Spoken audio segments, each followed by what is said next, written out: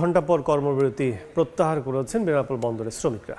এতে স্বাভাবিক হতে শুরু করেছে বন্দরের কার্যক্রম। বিস্তারিত জানাতে সেখানে আছেন সহকর্মী আজিজুল হক, সরাসরি যুক্ত হচ্ছে তার সঙ্গে।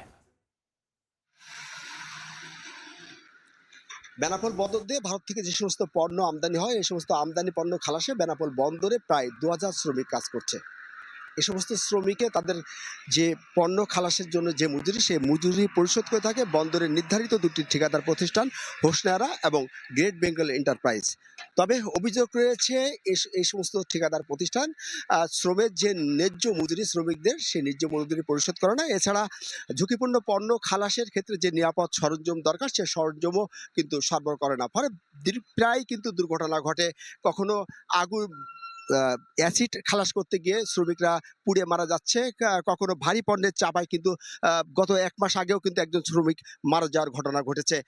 এছাড়া কিন্তু গত 5ই আগস্টের পর থেকে কিন্তু যে দুটো ঠিকাদার প্রতিষ্ঠান আছে তারা বন্দরে আসেন না এবং ঠিকাদার প্রতিষ্ঠানের সাথে কোনো যোগাযোগ করে না শ্রমিকদের সাথে। এই সমস্ত নানান অভিযোগ এনে কিন্তু আজ সকাল 8টা থেকে শ্রমিকরা তাদের কর্মবিরতির ডাক দিয়েছিল এবং 8টা থেকে কিন্তু সকাল 11টা পর্যন্ত 3 ঘন্টা বেনাপোল বন্দর দিয়ে ভারতের সাথে সব ধরনের আমদানি রপ্তানি বাণিজ্য এবং বন্দর থেকে পণ্য খালাস প্রক্রিয়া বন্ধ ছিল।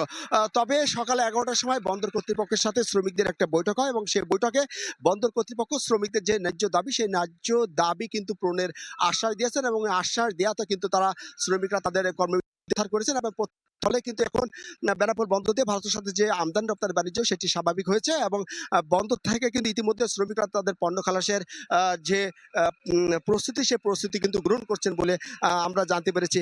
শ্রমিক নেতা আমাদেরকে বলেছেন যে বন্দর কর্তৃপক্ষ আগামী জুলাইয়ের মধ্যে এই সমস্ত দাবি দাবা বাস্তবায়নের আশ্বাস দিয়েছেন এবং যার কারণে তারা তাদের এই কর্মবিরতি স্থগিত করেছেন। যদি জুলাইয়ের মধ্যে যারা এই দাবি বাস্তবায়িত না করে, তবে কিন্তু তারা আবারও এই কর্মবিরতি ডাক দেবেন বলে আমরা জানতে পেরেছি। আপনি জানেন যে যোগাযোগ ব্যবস্থা সহজ হয় বেনাপোল বন্দর দিয়ে ভারতের সাথে সবচেয়ে বেশি আমদানি এবং রপ্তানি বাণিজ্য হয়ে থাকে।